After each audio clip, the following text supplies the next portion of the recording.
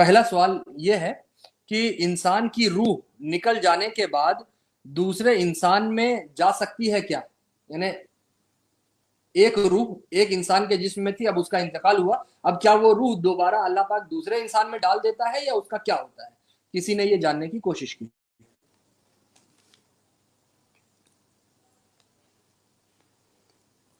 بسم اللہ الرحمن الرحیم نحمده ونصلی علی رسولہ الکریم۔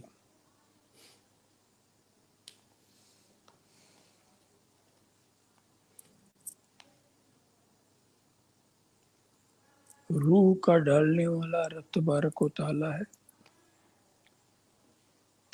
اور نکالنے والا بھی ہے۔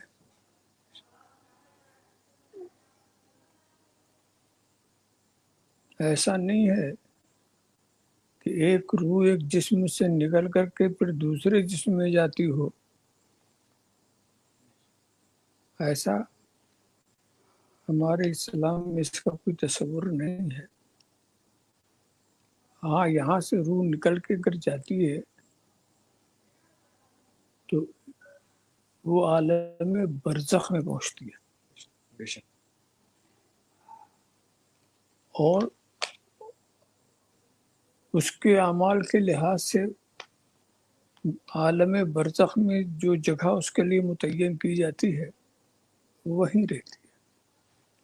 جس کے جتنے اچھے اعمال ہوتے ہیں اس کی جگہ بھی بہت اچھی ہوتی ہے، مگر کسی جسم سے نکل کر کسی اور جسم میں جانا اس کا کوئی تصور نہیں۔ سبحان اللہ سبحان اللہ، بے شک۔ اگلا سوال آج کی اس فہرست کا، کسی نے یہ کیا ہے کہ بندے کو اپنے رب پہ کس حد تک یقین و بھروسہ ہونا چاہیے، کس حد تک یقین اور بھروسہ رکھنا چاہیے ہم بندوں کو اپنے وحدہ لا شریک پر؟ یہ سوال عجیب و غریب ہے، اور وہ بھی بندے سے کیا جا رہا ہے۔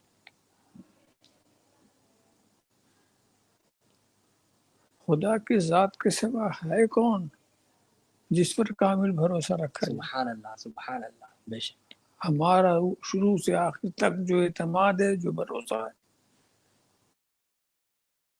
وہ اللہ کی ذات پر ہے، بے شک بے شک۔ اور وہی ہمارے لیے راستہ بناتا ہے، وہی ہمارے لیے اسباب بناتا ہے۔ لہذا مکمل کامل یقین خدا کی ذات پر ہونا چاہیے۔ اگر نہیں ہے تو پھر اپنے ایمان کی خیر منائیے اور ادھر توجہ دیجیے اور دیکھیں کہ آخر ایمان میں کون سی کمی آ گئی ہے۔ بے شک بے شک، حق ہے، بے شک۔ پریشانیوں کے تعلق سے کسی نے سوال کیا ہے کہ انسان پہ جو پریشانیاں آتی ہیں وہ کیسے، اس کا کیسے پتہ لگایا جائے کہ وہ اللہ کی طرف سے امتحان ہے یا ہمارے گناہوں کی سزا؟ ہمیں کیسے پتہ چلے گا اس کا؟ یہ پتہ لگانے کی ضرورت کیا ہے؟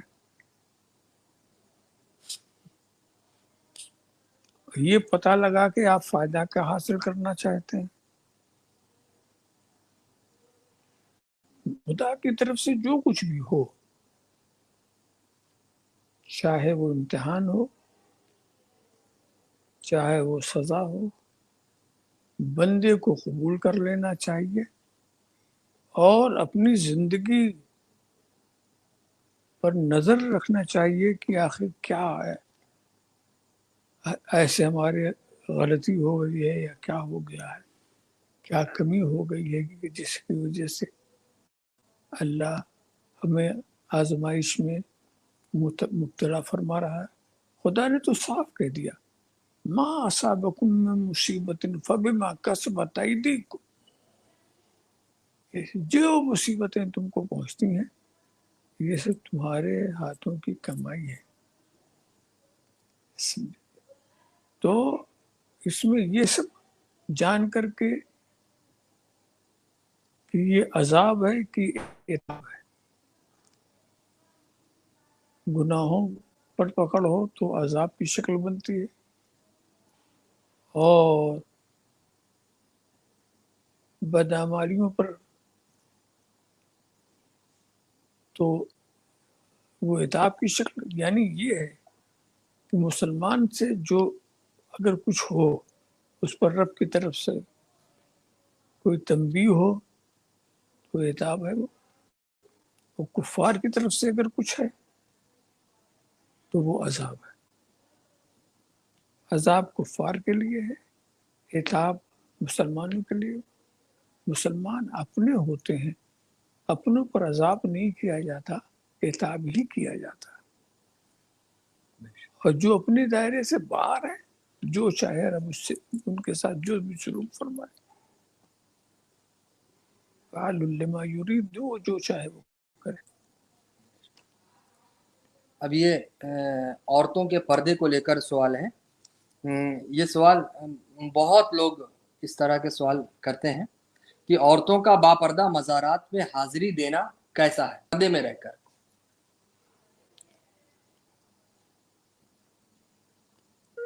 دیکھیے، پردہ جو ہے عورتوں کے لیے ایک بہت بڑی نعمت ہے،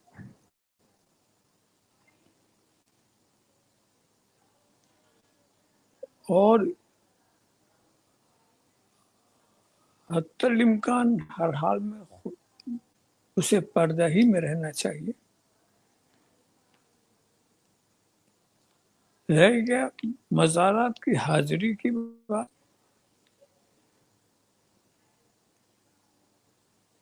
تو اس کی اجازت دی گئی ہے کچھ شرطوں کے ساتھ۔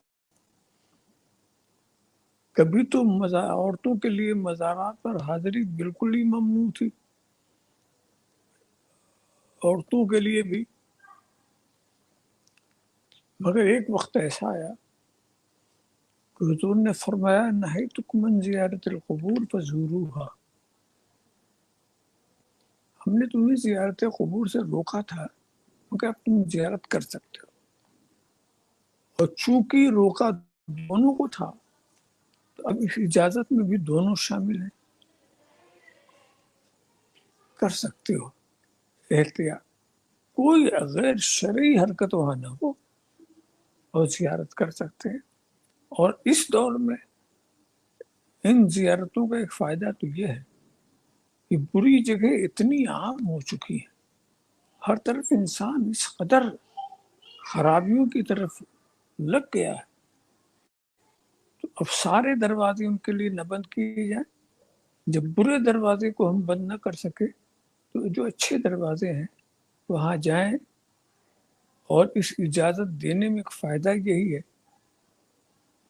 کہ لأنها تذکر الآخرہ، قبروں کی زیارت جو ہے آخرت کو یاد دلاتی ہے، سبحان اللہ، سبحان اللہ، دنیا سے بے رغبتی پیدا بے کرتی ہے۔ شک، بے شک، آخرت کی یاد کی ضرورت مردوں کو بھی ہے، عورتوں کو بھی ہے، بے شک۔ دنیا سے رغبتی بات عورتوں کو بھی ہے، مردوں کو بھی ہے۔ تو خاص حدود میں، اسلامی حدود میں رہتے ہوئے وہ زیارت کر سکتے ہیں، مگر اس میں کوئی ایسی بات نہ پیدا ہو جو اسلامی مزاج کے خلاف۔ بے شک، بے شک۔ تو عزیزان ملت، آج حضرت کی اس گفتگو سے چند منٹ کے اس سوال سے متعلق حضرت نے جو گفتگو فرمائی، اس سے ہم نے کتنی نصیحت آمیز بات اور موجودہ حالات اور زمانے کو دیکھتے ہوئے جو حضرت نے فکر عطا فرمائی ہے، کتنی اچھی بات ہمیں معلوم ہوئی۔ اور حضرت اکثر فرماتے رہتے ہیں کہ لوگ اس طرح کے سوالات میں پڑ جاتے ہیں کہ عورتیں مزارات پر حاضری دے سکتی ہیں یا نہیں۔ اس سوالات میں پڑھتے ہیں، لوگ یہ کیوں نہیں پوچھتے کہ عورتوں کا بازار میں جانا کیسا ہے، عورتوں کا غلط مقامات پر جانا کیسا ہے۔ لوگ یہ سوال کیوں نہیں کرتے، ان کے ذہن میں اس طرح کے سوالات دستک کیوں نہیں دیتے، یہ باتیں کیوں کھٹکتی ہیں کہ عورتوں کا یا ماں بہنوں کا مزارات پر حاضری دینے کی نیت سے جانا کیسا ہے۔ حضرت ماشاءاللہ یہ بات اکثر بیان فرماتے رہتے ہیں۔ تو عزیزان ملت، حضرت کی اس گفتگو سے ہم نااہلوں نے، ہم گنہگاروں نے یہ سمجھنے کی کوشش کی ہے، مولا ہمیں آج کے اس پرفتن ماحول میں سمجھ کر دین متین پر چلنے کی توفیق عطا فرمائے۔ اب قوالی کے تعلق سے کسی نے سوال کیا ہے کہ قوالی کس حد تک سن سکتے ہیں قوالی پڑھنے والا یعنی قوالی پڑھنے والا کیسا ہونا چاہیے اور کون سی قوالی سننا ناجائز ہے؟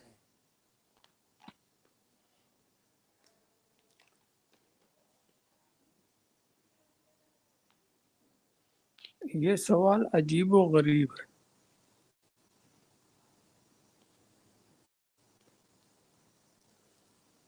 پہلے یہ پوچھیں کہ کون سی قوالی سننا جائز ہے، پوچھتے ہیں کون سی قوالی ناجائز ہے. سمجھا؟ ایک بات ہے، یہ جو قوالی سننا چاہتے ہیں ان سے میں سوال کرتا ہوں کہ اس کا فائدہ کیا، وہ بتائیے. آپ قوالی آپ کیوں سننا چاہتے ہیں؟ اس لیے کہ انسانوں کی چند قسمیں ہو سکتی ہیں. قوالی سننے والے بھی اس میں داخل ہو جائیں گے.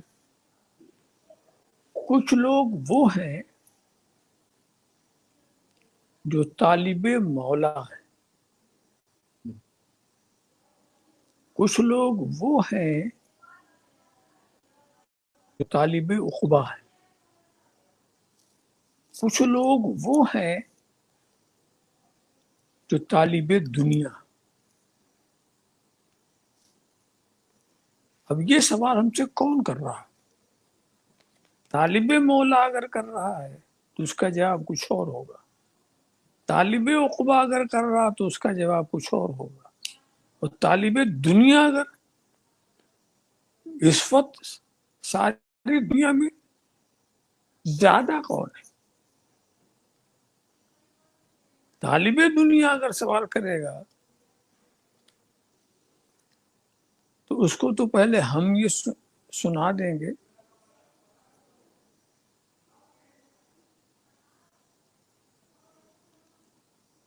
الدنیا جیفت طالبها الکلاب، دنیا ایک مردہ ہے، اس کے طالب کتے ہیں.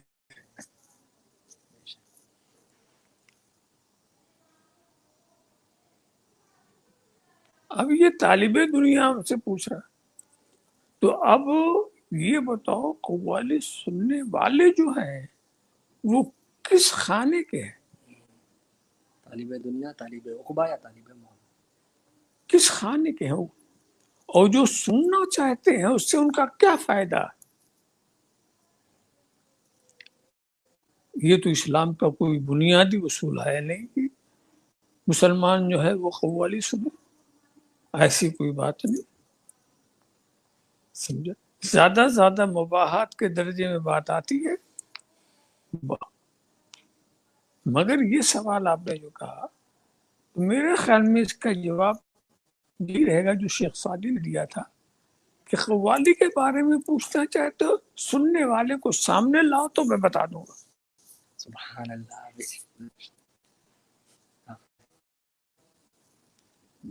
اب سننے والے تین قسمیں ہوتے ہیں تو آپ خود فیصلہ کریں آپ کیا ہیں.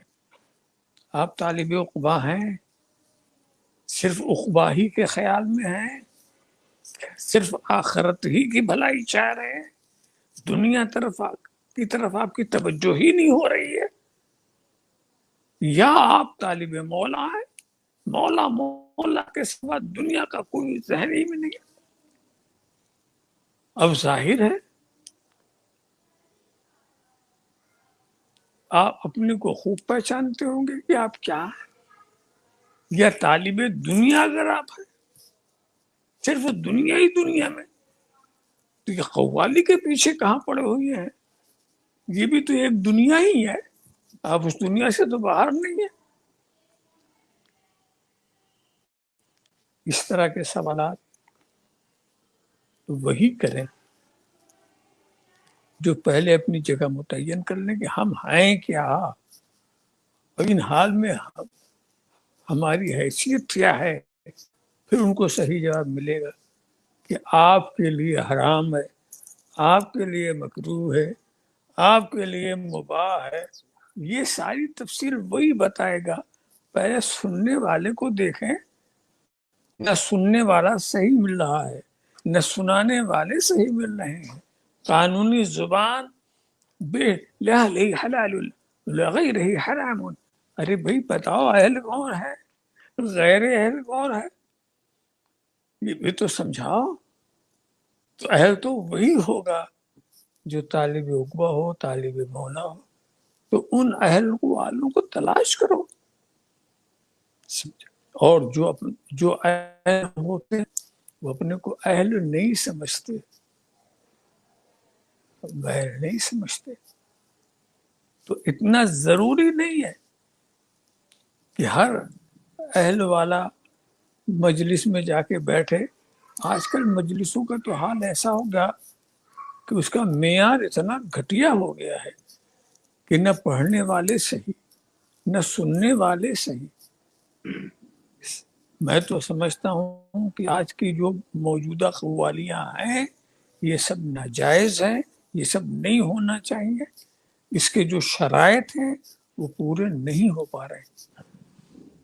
کم از کم اتنا تو شرط ہو کہ آپ کی محفل میں ایک ایسا کامل شخص ہو جو آپ کے تصورات کو بہکنے نہ دے، آپ کے دل و دماغ پر اس کا قبضہ ہو، تو اس کی معیت میں آپ بیٹھ سکتے ہیں کہ بچانے والا تو سامنے بیٹھا ہی ہوا۔ مگر سب ویسے ہی ہو، نہ وضو کا خیال، نہ نماز کا خیال، نہ یہ وہ۔ تو جن کے لیے علماء نے مباح جائز کیا ہے، اب وہی لوگ ان کا نظر آ رہے ہیں، اب وہی دیکھنے میں نہیں آ رہے ہیں۔ تو یہ وقت کا کوئی ایسا مسئلہ نہیں ہے جس پر ہم غور کریں۔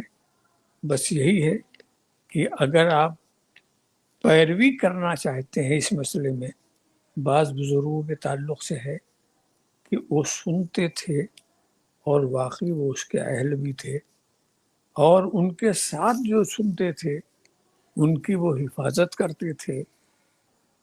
یہ عام قوالیاں جو بازاری قوالیاں، اور یہ بازاری لوگ آ کے کہتے ہیں یہ قوالی اور ہے، حضرت امیر خسرو کی قوالی اور ہے۔ سبحان اللہ، سبحان اللہ۔ اس کو اس پر نہ چشمہ کیجیے، ان کا سننا اور ہے، ان بزرگوں کا سننا اور ہے۔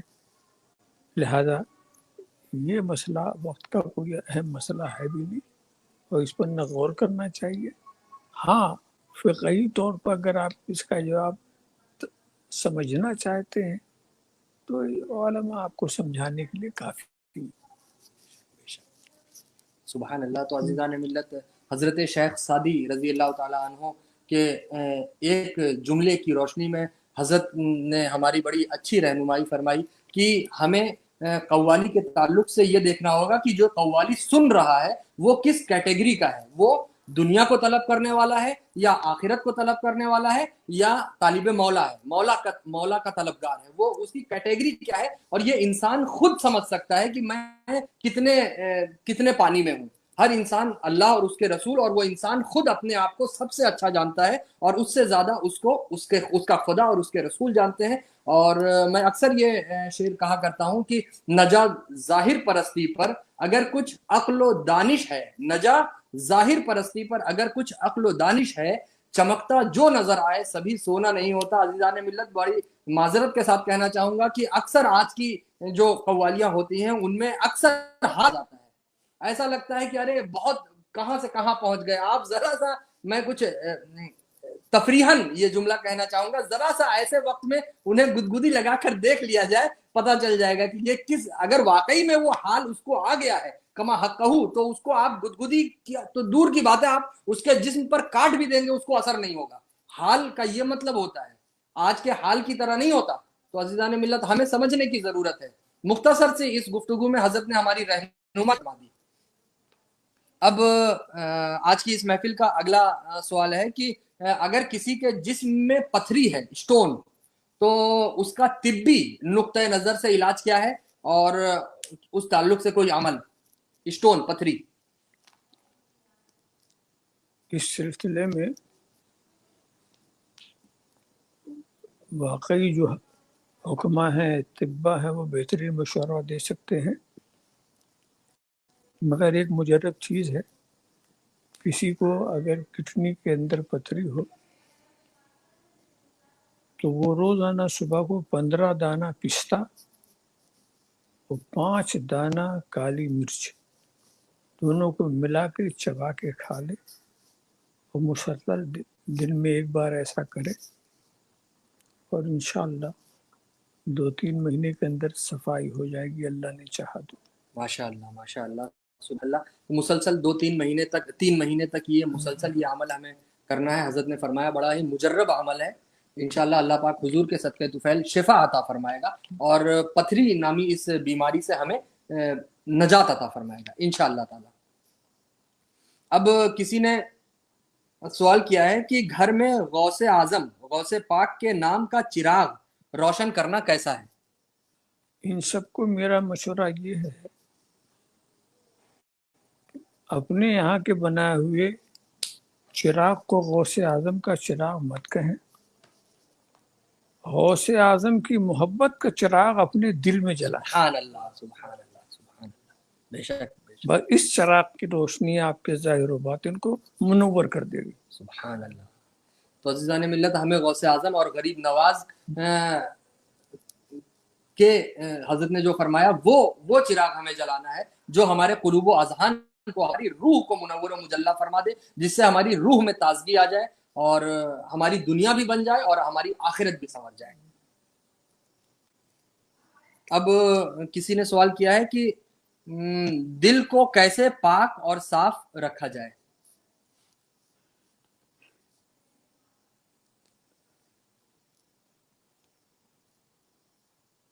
اصل میں ایسا ہے کہ آپ کسی چیز کو پاک و صاف رکھنے کے جو طریقے ہیں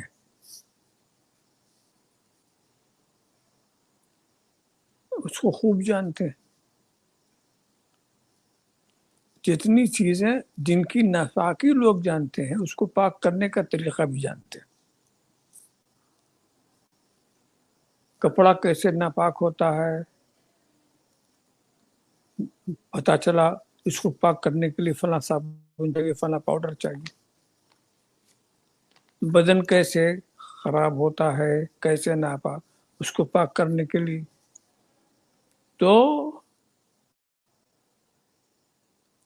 ظاہر کو، جسم کو پاک کرنے کے طریقے مختلف ہیں، عام ہیں، لوگ نہاتے دھوتے مختلف صابن کو شامل،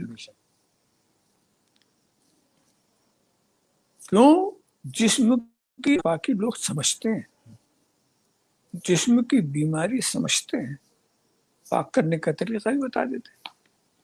مگر دل ایک ایسی چیز ہے جس کی نجاست، جس کی بیماری کوئی سمجھتا ہی نہیں۔ بڑے سے بڑے ڈاکٹر کے پاس جائیے، جناب میرا دل نزش ہو گیا، اس کو آپ پاک کر دیجئے، تو کہ بھئی یہ ہمارا کام ہے نہیں، ہم آپ کے دل کو پاک کرنے، دل خراب کیسے ہوا، کن خیالات کی وجہ سے خراب ہوا، کیسے خراب ہوا، یہ ہمیں اس کا علم نہیں، تو ہم اس کو پاک کرنے کا طریقہ بھی ہمارے پاس نہیں ہے۔ تو اب ہم کو خود سوچنا پڑے گا دل خراب کیسے ہوتا ہے، اور جب دل خراب ہونے کی چیز ہم سمجھ لیں گے تو اس کو پاک کرنے کا بھی طریقہ، پھر وہ کیسے پاک کیا جائے گا، کیسے پاک کیا جائے گا، یہ بھی ہم کو اس سے سبق ہم کو مل جائے گا۔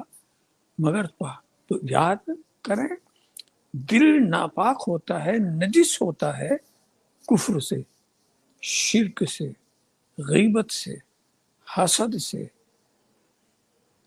خدا کی نافرمانی سے، رسول کی نافرمانی سے، اسلام کے خلاف چلنے سے، یہ سب دل کو ناپاک کرنے والی چیزیں ہیں۔ تو اب پاک کیسے ہوگا؟ خدا کی فرما برداری سے، رسول کی اطاعت سے، जो चीज नापाक, नबी आए ही थे इसीलिए कि आपके नापाक दिल को पाक करें। वयुज़क्कीहिम, ये मेरा रसूल है जो उनके दिल को सुथरा करता है। सुथरा तो मगर उनके पाक करने का अंदाज थोड़ी ये नहीं था, वो बीमारी को भी जानते थे, उसके पाक करने का तरीका भी जानते थे। कभी नजर डाल दी तो पाक कर दिया, कभी हाथ रख दिया तो पाक कर दिया, दो चार जुमले इरशाद फरमा दिए पाक कर दिया, कभी उन्हीं को मोहब्बत से किसी ने देख लिया तो पाक हो गया, सुभान अल्लाह। वो पाक हो गया। तो उसमें वो पाक करने का तरीका, और आप देखते हैं यहाँ पर भी आप पाक करने के लिए साबुन, पाक करने के लिए, साफ करने के लिए अच्छी चीज है, मगर तन्हा साबुन पर आप भरोसा नहीं करते। पानी पे कपड़े पे लगाते हैं, पानी में डालते हैं, और उसके बाद खाली साबुन में डाल देने से कपड़ा पाक नहीं होता, बल्कि कपड़े को उसमें निचोड़ना भी होता है, रखना भी होता है, हाथ से मलना भी होता है।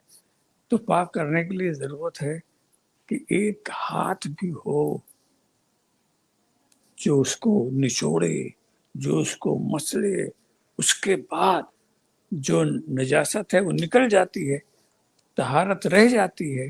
तो पाक करने के लिए सरकार का युज़क्कीहिम, रसूल इनको सुथरा करते हैं। यानी जो तुम्हारा दिल जो है वो अगर नापाक है तो इसको रसूल के हवाले कर दो, उनके हाथों में दे दो, वो पाक कर देंगे। और हवाले करने का मतलब ये है कि उनकी फर्माबरदारी करो, उनकी इताअत करो, और अपने को उनके हवाले कर दो, वो इंशाअल्लाह एक ही नज़र में पाक कर देंगे। पाक करने के उनके बहुत तरीके हैं, पूरी दुनिया में उन्होंने पाक करने को फैला रखा है। ये सारे औलिया करम उनके नाइब हैं। इधर इशारा हुआ, जिस आस्थाने से इशारा हुआ, हुक्म हुआ रसूल का, वहाँ के जो बुजुर्ग हैं उधर नजर डालेंगे और वो चीज पाक हो जाएगी। पाक होने के लिए अखबार में जाना पड़ेगा, पाक लोगों से रब्ता कायम करना पड़ेगा, पाक आमाल को अंजाम देना पड़ेगा। अरे आप तो आपके लिए पाक होने के क्या, जिस्मानी तौर पर देखिए, 5 वक्त की नमाज, 5 वक्त का वजू, ये पाक करने ही के लिए तो है। कि किस तरह से आप एक इंसान जो 5 वक्त वजू करता हो और 5 वक्त नमाज पढ़ता हो, हम दावे से कर सकते हैं कि वो एक वक्त से दूसरे वक्त तक नापाक रह ही नहीं सकता। जो उसने अपना मामूल बना लिया है तो वो रह ही नहीं सकता। तो इस्लाम तो खुद ही ये दर्स देता है, पाकी का दर्स देता है, पाकी के तरीके बताता है। और वो खुश नसीबी है जो ज़्यादातर बावजू रहना पसंद करना ही चाहिए, बावजू रहते हैं, हर वक्त पाक रहते हैं, हर वक्त साफ रहते हैं, और जिस वक्त बावजू वो सोते हैं तो उनकी रूह अर्श मौला की सैर करती है। तो अज़ीज़ान मिल्लत, हज़रत ने हमें ये फरमाया कि हमें कमा हक़्क़हू प्यारे आका सल्लल्लाहु ताला अलैहि वसल्लम की वफ़ादारी में अपनी इस ज़िंदगी को लगा देना चाहिए। तो अल्लाह पाक उस वफ़ादारी का ये सदका होगा कि खुदा हमारे दिल को मुनव्वर व मुजल्ला फरमा देगा, हमारे दिल को साफ फरमा देगा। इसीलिए तो आला हज़रत अज़ीमुल बरकत फ़ाज़िल बरेलवी रज़ी अल्लाह ताला अन्हु नव्वर अल्लाह ताला मरक़दहू ने फरमाया है, अल्लाह रब्बुल इज़्ज़त की बारगाह में दस्ते सवाल दराज करते हुए फरमाया, अर्ज किया है कि दिल दे, दिल दे, दिल को जान, जान को नूर दे, दिल दे, दिल को जान, जान को नूर दे, ऐ जहाने जान वाले जाने जहां, ऐ जहाने जान वाले जाने जहां, यानी ऐ हमारे परवरदिगार, अगर तूने हमें ये दिल दिया है तो इस दिल को हलाल और हराम की तमीज करने वाला बना। अगर तूने हमें ये दिल अता फरमाया है तो इस दिल को इस लायक बना कि ये दिल क्या जायज है और क्या नाजायज ये समझ सके। ऐ हमारे वहदहू ला शरीक, अगर तूने हमें ये दिल अता फरमाया है तो इस दिल को इस तरह बना कि ये दिल समझ सके कि हमारे लिए क्या सही है और क्या गलत, अम्र बिल मारूफ और नहीं अनिल मुनकर, अम्र बिल मारूफ पर अमल करने वाला, नहीं अनिल मुनकर से बचने वाला बना। तो हजरत की इस गुफ्तगू से हमें ये बात समझ में आई اب آگے کا کسی نے سوال کیا ہے کہ عورتیں ان کے ایام خاص میں درود و سلام کا ذکر کر سکتی ہیں کیا، اور کسی دوسرے سے قرآن کی تلاوت سن سکتی ہیں؟ دوسروں سے قرآن کریم کی تلاوت سننے میں کوئی حرج نہیں ہے، مگر اس طرح سے جیسے درود شریف وغیرہ جو ہے اس کو دل میں پڑھ سکتی ہیں، اس میں ادب ہے،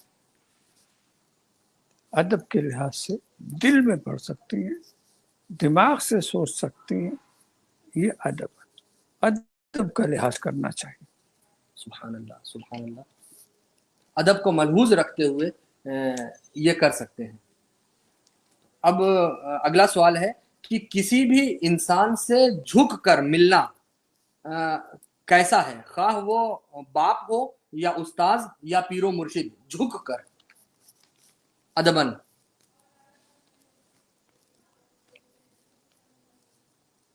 کچھ علاقے ہیں وہاں جھک کے ملنا ایک عادت ہے، ایک مزاج بنا ہوا۔ آپ حیدرآباد چلے جائیں تو جھکنے والے بہت ملیں گے، فرشی سلام، جس کو فرشی سلام کہتے ہیں، مگر ایک وہاں کا رسم ہے یہ، اور اس رسم پر وہاں لوگ عمل کرتے ہیں، اس کو ادب سمجھتے ہیں۔ ادب کا وہاں ایک طریقہ، ویسے اسلامی آداب میں تو یہ ہے کہ کسی کے آگے فروتنی و عاجزی و خاکساری کے تصورات کے ساتھ اتنا جھکے کہ روح کی کیفیت پیدا ہو جائے یا اس سے قریب قریب آپ پہنچ جائیں، تو اسلام اس کو ناپسند کرتا ہے، اس لیے کہ یہ رکوع والی کیفیت جو ہے یہ بھی لغت کے حساب سے سجدہ ہی ہے۔ سجدہ تو وہ ہے وضع الجبہۃ علی الارض، زمین پیشانی کو زمین پر ٹیکنا بھی سجدہ ہے، اور جھکنا بھی سجدہ ہے۔ یہ جھکنے والا سجدہ ملائکہ کے تعلق سے یہی بات، ایک روایت یہی ہے کہ ملائکہ حالت رکوع میں چلے گئے تھے، یہی حضرت آدم کا سجدہ تھا۔ ایک روایت یہ بھی ہے، انحنا جو ہے اس کو بھی سجدہ ہی مانا گیا ہے، تو مگر اس میں یہی ہے کہ اس ڈھنگ سے تعظیم کرنے کا تصور، کہ جھک کے تعظیم کرنا، سر ٹیک کے تعظیم کرنا، اسلام اس طرح کی تعظیم کو پسند نہیں کرتا۔ اب کہیں اگر رواج ہے تو میرے خیال میں وہ صرف رواج ہے، ان کے اندر وہ عاجزی، وہ فروتنی والا تصور نہیں ہوگا، ان کے وہ جھکتے وقت یہ تصور نہیں ہوگا کہ ہم بندے ہیں اور جس کے آگے جھک رہے ہیں وہ ہمارا آقا ہے، ایسا کوئی تصور نہیں ہوگا۔ یہ میرا اپنا گمان ہے، یہ ان کا رواج ہے۔ سلاطین کے دور کے رہنے والے ہیں، وہ بادشاہوں کے دربار میں جاتے ہی تھے، اور وہاں پر بادشاہوں کا ادب یہی کیا جاتا تھا، وہ الگ بات تھی، اس کے رائج ہے۔ اس کو ان کا عقیدہ نہیں بنانا چاہیے اور نہ ان کا عقیدہ سمجھنا چاہیے۔ آج کل اس طرح کہ غلط کام بہت دیکھے جا رہے ہیں، جسے ہم خودکشی بولتے ہیں، آتم ہتیا، سوسائڈ۔ تو کسی نے سوال کیا، اس میں بہت سے لوگ اس میں جڑے ہوئے، اس میں پڑے ہوئے ہیں، اس میں مبتلا ہیں، وہ نان مسلمس بھی ہیں اور ہمارے کچھ مسلم بھائی بھی ہیں، جو سننے میں آتا ہے۔ تو کسی نے سوال کیا ہے، اسی سے ریلیٹڈ سوال ہے کہ اسلام میں خودکشی کا انجام کیا ہے؟ اگر کسی نے ایسا کر لیا تو اسلامی نقطہ نظر سے اس کا کیا؟ بہت سیدھی سی بات ہے، خدا نے تم کو زندگی کی نعمت دی، اپنی مرضی سے دی اور اس نعمت کی تم قدر نہ کر سکے. اس بے قدری اور ناقدری کی جو خودکشی کرنا مطلب کیا ہے؟ ارے تجھے مرنا تو تجھے تو مرنا ہی ہے، خودکشی کرو یا نہ کرو تمہارے کو متعین ہے. اس سے پہلے اس ڈھنگ سے مرنا جس کی اجازت نہیں ہے تو ٹھیک ہے، تم راحت کے لیے ایسا کر رہے ہو، خودکشی کر کے جاؤ گے سیدھے جہنم میں ڈال دیے جاؤ گے، تمہیں راحت نہیں ملے گی. راحت تو یہی تھی کہ خدا کے حکم کی فرما برداری ہم کرتے اور ہم انتظار کرتے خدا جب چاہے گا ہمیں اٹھا لے گا. آپ یہ نہ سمجھیے کہ ہم چلے جائیں گے تو راحت میں ہو جائے گا.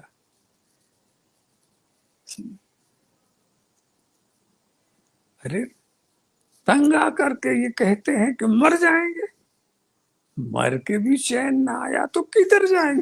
اللہ سبحان اللہ، بے شک بے شک ہاں؟ بے شک. وہ نہیں سوچتے آپ.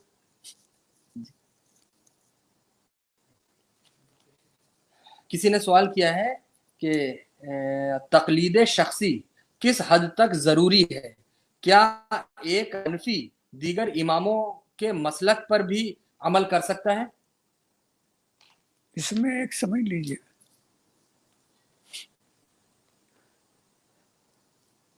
تقلید شخصی جس کو کہا جاتا ہے، یہ کون کر سکتا ہے، کب کر سکتا ہے؟ اس کے لیے سمجھنے انسان کی اہل علم کی قسم ہے.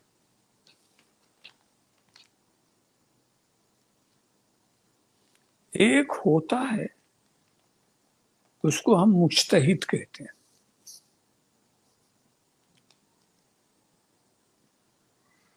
مجتہد وہ ہے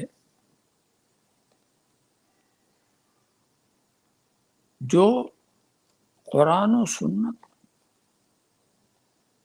اسلامی علوم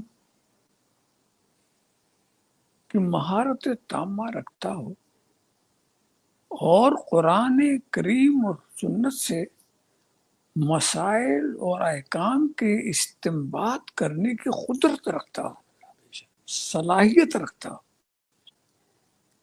اجتہاد و استنباط کی طاقت اس کے اندر ہو، وہ تمام اصول ضابطے کی روشنی سے مسائل کو نکالنے کی طاقت و صلاحیت رکھتا ہے.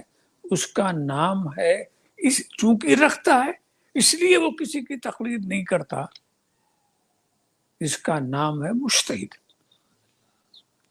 اور ایک وہ ہے جو قرآن و سنت سے مسائل کے استخراج، استنباط کی صلاحیت علمی اس کے پاس، اس مجموعے سے کسی ایسے انسان کے پیچھے چلتا ہے، ان کی اطاعت کرتا ہے، اس کو کہتے ہیں مقلد. یہ دو ہوا. اور تیسرا وہ ہے نہ صلاحیت رکھتا ہے، نہ استعداد رکھتا ہے، نہ استنباط کی طاقت رکھتا، پھر بھی کسی کی تقلید نہیں کرتا، وہ ہے غیر مقلد.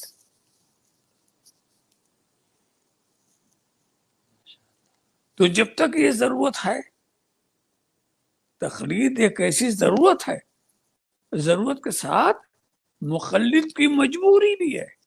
کیا کرے گا وہ؟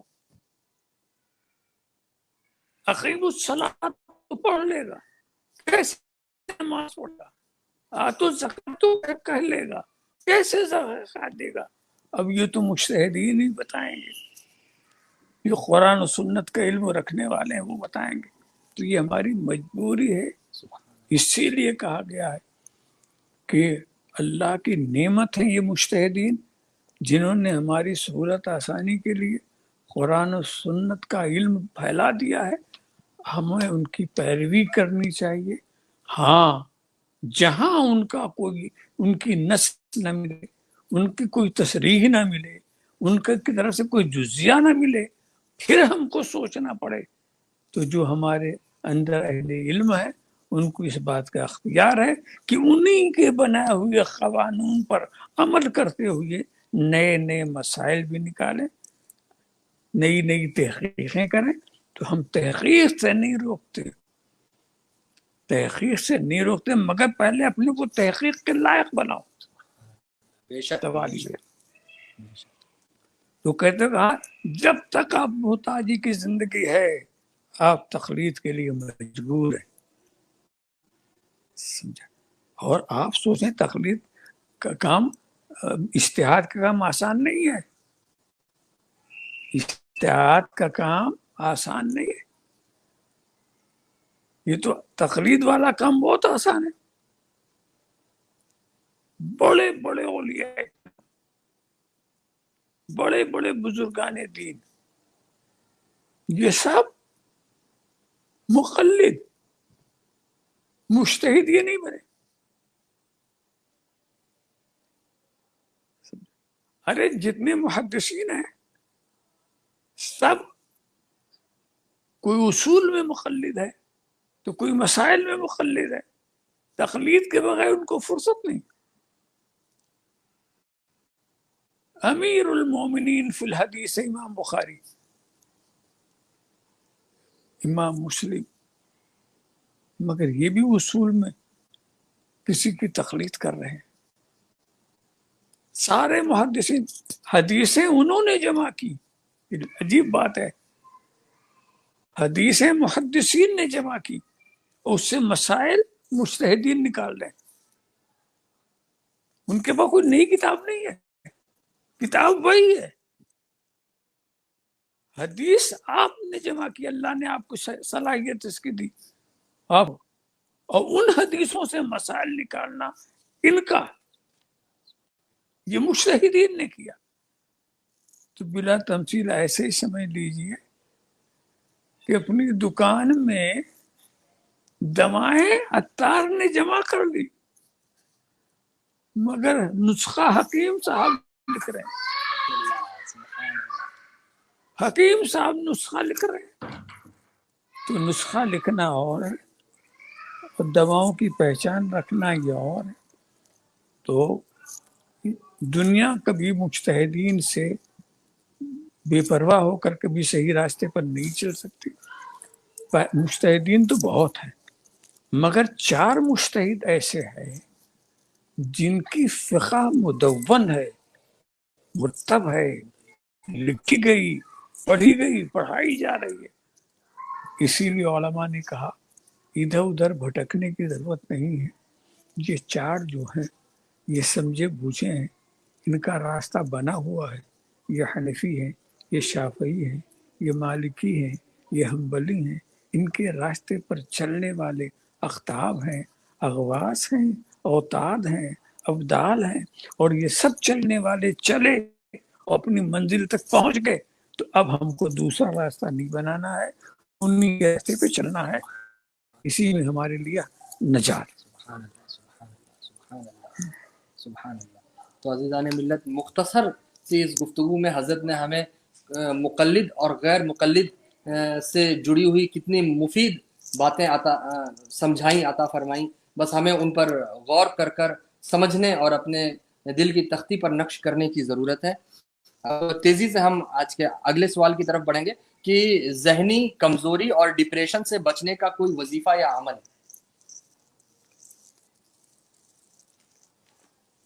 ایک تو آیت کریمہ بسم اللہ الرحمن الرحیم، رب اشرح لی صدری ویسر لی امری واحلل عقدۃ من لسانی یفقہوا قولی، یہ کم سے کم 2 وقت فجر اور عشاء کے وقت 21 مرتبہ پڑھ کر کے پانی پہ دم کر کے پی لیا کریں۔ اور دوسری چیز یہ ہے کہ یہی آیت کریمہ جو ہے کشمش کے اوپر دم کر کے رکھ لیں، روزانہ صبح کو 5 دانہ کشمش اور اس کے ساتھ 2 دانہ وہ بادام کو رات کو بھگا دیں، صبح کو اس کو صاف کریں اور اس کی جو وہ ہے اس کو کھرڑ میں پیس کر کے باریک کر کے پیس کر کے اور اس کو صبح کو چاٹ لیا نہار میں، اسی میں کشمش ملا دیا اور بس. فجر سے مراد 10 بجے سے پہلے پہلے ہے. ہاں نہیں، وہ تو فجر کے بعد جب کہتے ہیں کہ فجر کے بعد مغرب کے بعد مطلب فجر کے معنی ہے فجر کے بعد سے لے کے چاشت کے وقت سے پہلے تک. کچھ حضرات جو ہے نماز فجر پڑھ کر اگر ادا کر کے ہو سکتا ہے سو جاتے ہیں، آپ کو چاشت سے وقت چاشت سے پہلے پہلے 10 بجے سے پہلے پہلے آپ کو یہ وظیفہ، فجر سے مراد یہ ہے، اور مغرب کا مطلب عشاء سے پہلے پہلے ہمیں اس کا ورد کر لینا ہے، اس وظیفے کو عمل میں لانا ہے انشاءاللہ تعالی. ہاں اب کسی نے سوال کیا ہے کہ محمد مصطفیٰ نام رکھنا کیسا ہے؟ بہت مبارک ہے. جس کے گھر میں ایک محمد ہوگا وہاں برکتی برکت ہوگی. سبحان اللہ سبحان اللہ سبحان اللہ بہت مبارک. سبحان اللہ سبحان اللہ. کسی نے سوال کیا ہے کہ یہ آج کل جو وبا پھیلی ہوئی ہے کورونا کے تعلق سے، یہ ریلیٹڈ سوال ہے.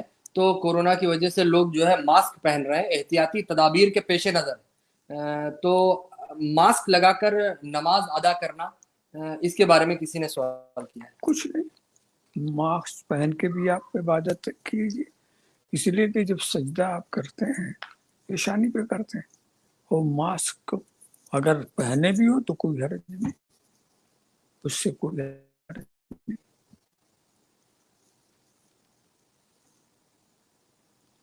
ہاں سوال یہ ہے، ماشاءاللہ اگلا سوال ہے کہ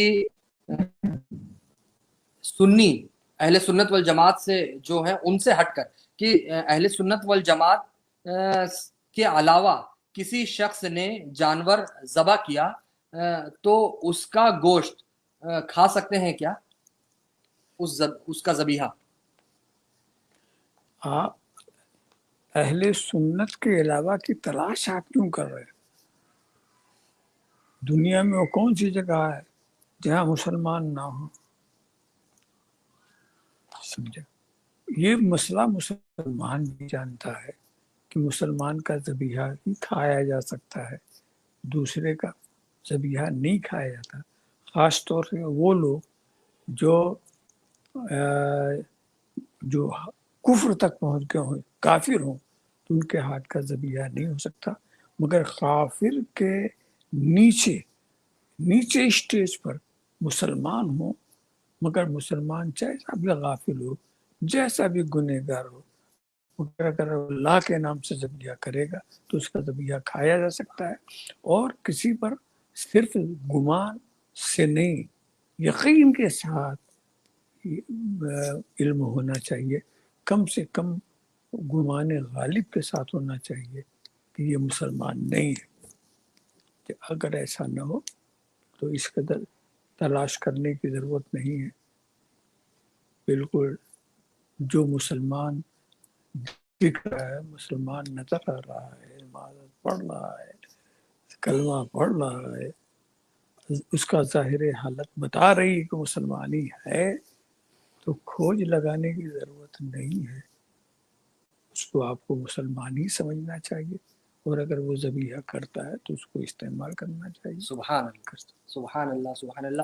تو حضرت نے جو فرمایا الیقین لا یزول بالشک، یعنی یقین جو یقین ہے وہ شک سے زائل نہیں ہوتا، گمان سے ختم نہیں ہوتا. مثال کے طور پر یہ جو میں نے یہ جو جملہ آپ کے درمیان رکھا ہے، الیقین لا یزول بالشک، مطلب یہ کہ اگر بالفرض آپ نے وضو کیا تو آپ نے وضو کیا، اس کا آپ کو یقین ہے. اب کچھ وقت کے بعد اگر آپ کے ذہن سے یہ بات نکل گئی کہ آپ باوضو ہیں یا آپ کا وضو ٹوٹ گیا، باوضو ہیں یا بے وضو، یہ آپ کو معلوم نہیں ہے، لیکن آپ کو یہ ضرور معلوم ہے کہ آپ نے وضو کیا تھا. تو عزیزان ملت، الیقین لا یزول بالشک، یقین جو ہے شک سے زائل نہیں ہوتا. آپ کو وضو کرنے کا یقین تھا لیکن اب وضو ٹوٹا، اس بارے میں اس متعلق یقین نہیں شک ہے، لہٰذا آپ باوضو ہی مانے جائیں گے. یہ فقہی مسئلہ ہے. تو حضرت کی اس گفتگو سے ہم گنہگاروں نے، ہم کم عقلوں نے، ہم نہ سمجھوں نے یہ سمجھنے کی کوشش کی ہے.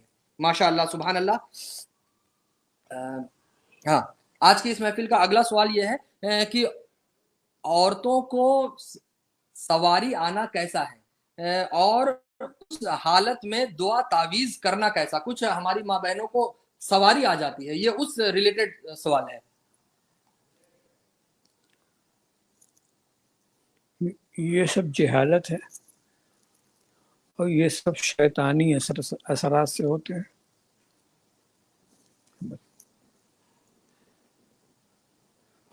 ان سب کی کوئی قیمت نہیں، اور یہ جاہلوں کی باتیں. کسی پہ کوئی سواری نہیں. اور کبھی کبھی تو یہ لوگ سواری میں بزرگوں کو بتاتے ہیں، سمجھے فلاں پر فلاں بزرگ آ گئے، فلاں بزرگ آ گئے. اس طرح سے احمقانہ باتیں کرتے ہیں. ارے بزرگ آرام سے جنت میں ہوں گے، تمہاری سواری کے لیے آئیں گے. سبحان اللہ، سبحان اللہ. بے وہ شک، یہاں بے آئیں شک، گے. بے شک. اب یہ غلط فہمیوں سے ریلیٹڈ یہ سوال لگ رہا ہے کہ کافی لوگ کہتے ہیں لڑکی کو شادی سے پہلے مرید نہیں ہونا چاہیے. اب اس کی وجہ بتا رہے ہیں، کیونکہ شادی کے بعد شوہر جس سے مرید ہے اسی سے مرید ہونا چاہیے. کیا یہ صحیح ہے؟ یہ بھی جہالت ہے. یہ سب جہالت کی بات ہے. اس میں شادی اور شادی کے بعد کیا، اگر ماں باپ چاہیں تو اپنے ایک دن کے بچے کو بھی مرید کر سکتے ہیں. سبحان اللہ، سبحان اللہ. مرید ارادت عقیدت والی بات ہے، وہ کسی وقت بھی ہو سکتا ہے، جس سے بھی چاہے ہو سکے. جدھر عقیدت ہو، جدھر عقیدت ہو، ارادت ہو، مرید ہو سکتا ہے. اس میں شادی کا سوال ہی نہیں کہ شادی کے بعد. اب مطلب یہ ہوا کہ جن کی شادی نہ ہوئی ان کو مرید ہی نہیں ہونا، بے شادی چلے گئے، مرید ہوئے بغیر چلے گئے. یہ سب پتہ نہیں کون ہے جو اس طرح کی غلط احمقانہ باتیں کرتے ہیں. علم ہے نہیں، فتویٰ دے رہے ہیں. علم ہے نہیں، مسئلہ بتا رہے ہیں. کو علم سیکھنا چاہیے، یہ ان کے لیے ضروری چیز ہے. بے شک، بے شک، سبحان اللہ. تو اب یہ کسی نے سوال کیا ہے کہ نکاح ہونے کے بعد لڑکی کو 3 سال تک اس کے والد کے یہاں، یعنی اس کے مائکے میں اس کے والد کے یہاں رکھنا کیسا ہے؟ لڑکی والوں کا کہنا ہے کہ ابھی لڑکی کی عمر کم ہے، اس بنا پر ہم اپنے گھر پر رکھ رہے ہیں، اس کی بدائی، اس کی رخصتی نہیں کر رہے ہیں. یہ سب بھی سب ثانی معاملات ہیں. کہاں کب رخصت کرتے ہیں، کب نہیں کرتے، اس کی کوئی شرعی حیثیت نہیں ہے. لڑکی پوری زندگی ماں باپ کے ساتھ رہے تو کوئی حرج نہیں، اور اپنے حالات کے حساب سے کہیں بھی رہے، کچھ نہ شوہر کے ساتھ رہے، کوئی بات نہیں. یہ سب بیکار باتیں ہیں. کہیں کی اگر رسم ہے ایسا تو وہ رسم صحیح نہیں ہے، غلط ہے. ماشاءاللہ، سبحان اللہ. آج کی اس محفل کے آخری 3 سوال بچے ہوئے ہیں، 3 یا 4 سوال بچے ہوئے ہیں. حج کے دوران جو قربانی کی جاتی ہے وہ وہیں یعنی مکہ شریف میں کرنی چاہیے یا اپنے ملک میں بھی کر سکتے ہیں؟ کسی کا سوال.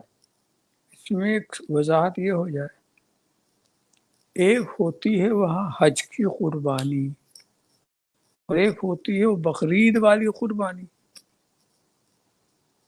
بقرعید آئے گی نا تو لوگ اس کی بھی تو قربانی کرتے ہیں. تو یہ بقرعید والی قربانی تو آپ جہاں چاہیں کریں. یہ قربانی آپ وہاں بھی کر سکتے ہیں، یہاں بھی آ کر سکتے ہیں، مگر حج کی قربانی وہ تو حرم ہی میں ہوگی.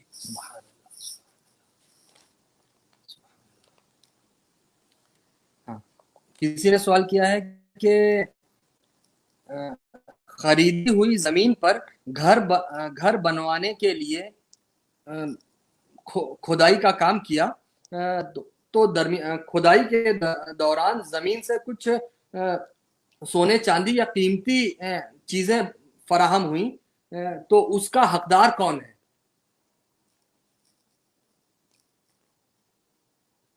اصل میں زمین کا جو مالک ہوتا ہے، جس نے خریدا ہے اور جس سے خریدا ہے اس کو بھی کچھ پتا نہیں تھا، جس نے بیچا اس کے ہاتھ میں اس کو بھی پسند نہیں رہتا اس زمین کے اندر کیا ہے، اس کو بھی پتا نہیں کہ اس زمین کے اندر کیا ہے، نہ خریدنے والے کو نہ بیچنے والے کو۔